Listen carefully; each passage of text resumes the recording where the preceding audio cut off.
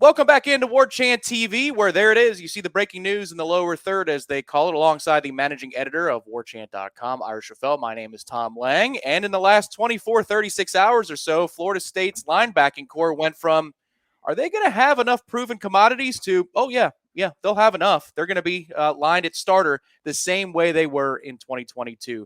TATUM Bethune is returning to Florida State for 2023, running it back with a lot of other teammates led by quarterback Jordan Travis. That was the big news earlier this week. Ira, your immediate reaction to Bethune now being in the fold for Florida State and what that does for the second level of the defense.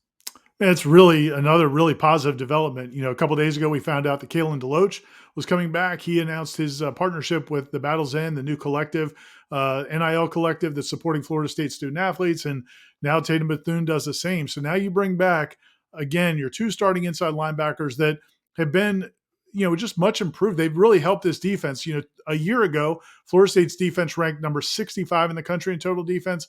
This year, it's number 14 in the country in total defense. They're giving up about 65 yards per game less, much lower scoring as well. And those guys are a big reason. So getting those two guys back, I think it's just a huge deal. It is, and you combine that with the recruiting ranks. Blake Nicholson, if he signs, is going to be a big addition. But now there's less pressure on a true freshman when you have a couple of proven commodities who know the system at Florida State and are coming back. TATUM Bethune, this will be his second year in the system, and Kalen DeLoach a little bit longer than that. But Ira, again, if only one of these guys, for example, came back, whether it was entry to the pros for TATUM Bethune or transferring somewhere else for Kalen DeLoach, Florida State would have been suddenly very thin. Amari Gaynor left earlier in the week, and you don't have a whole lot in the back end of the two deep at linebacker, at least in proven talent. Florida State probably saves itself from having to dip into the portal. They may do it because they find a good fit, but they don't have to anymore, right? Now that they have their starters back for this next season. Yeah, I really don't think they have to. I think Kalen DeLoach is, still has a lot of talent.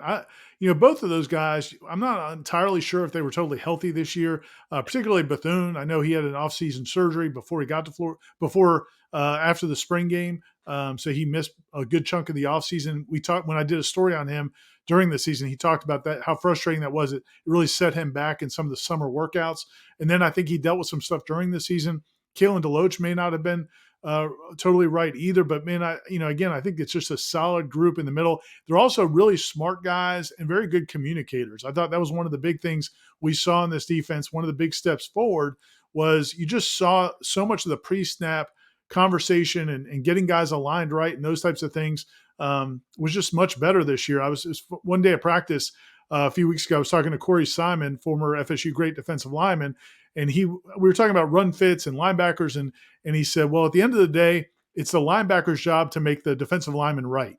Like if the defensive lineman's wrong, the linebacker has to figure it out, and they have to hit the right gap. And so I think the more experience you can have there, the better, because to your point, you might have talented young guys at linebacker, but are they going to have the experience, the knowledge to kind of erase some of those mistakes? And I'm not saying that TATUM Bethune or Kalen DeLoach are flawless or the best linebackers in the ACC or the country, but they're very solid senior. They'll be very solid senior linebackers, and you love to have that. It's funny how quickly things can change too from, Florida State never has X, Y, and Z. And last year in the offseason, it would have been they seemingly never have linebackers anymore. They seemingly never have receivers who can make a difference or offensive linemen who do that. And in one 12-game slate, you say the offensive line's much improved, that wide receiver room is loaded, and now linebacker, again, you're fortifying the ranks to where Florida State can focus on absolute needs, in one or two places rather than playing whack-a-mole. We would think that Florida State now, as they proceed through this transfer portal window, which has about 40 days left and into the offseason, defensive back is, I know, it's going to be a long process, but we're here documenting it for you on Warchant TV. What are you laughing about, Ira? I was thinking it was almost over, Tom. We're 1/9 of the way through it, barely. Just this window. And then you've got spring, there'll be departures from other teams in spring, graduate transfers and all that.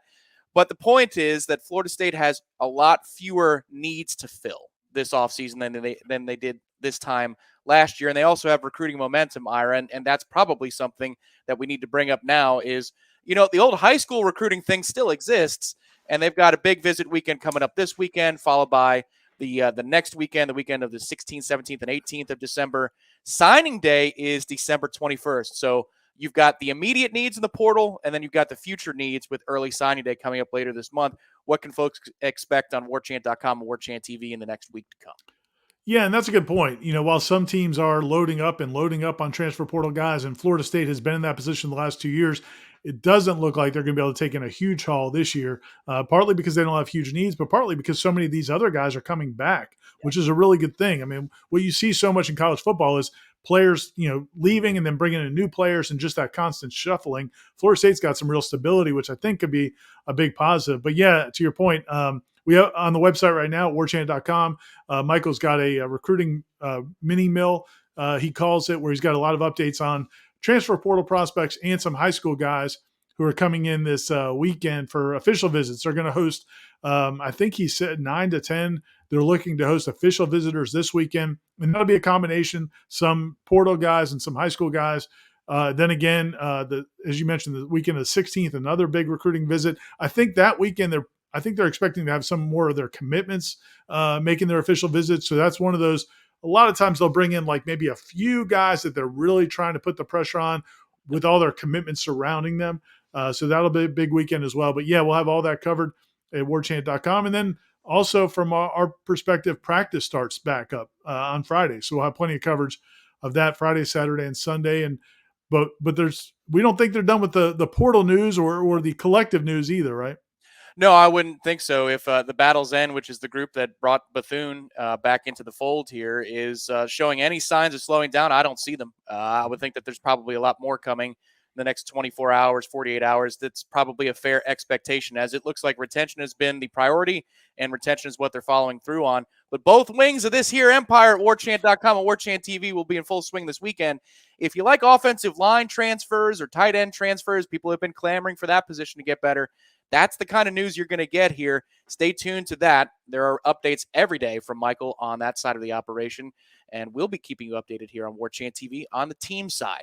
Until next time, for Irish FL, my name is Tom Lang. Who knows who's next on the list of coming back to Florida State? We'll keep you posted on Warchant TV.